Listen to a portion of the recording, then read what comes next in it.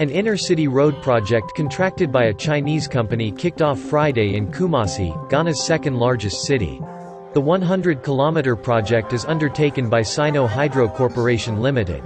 It includes drainage work, earthwork, and bituminous surfacing of the roads. The project is expected to improve the road networks and facilitate transportation within the city.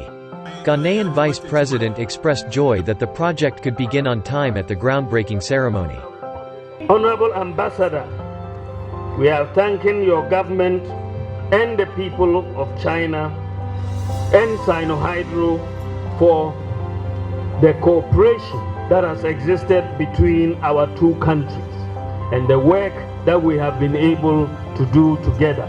I know that there is more to come between our two countries and the cooperation of our two countries.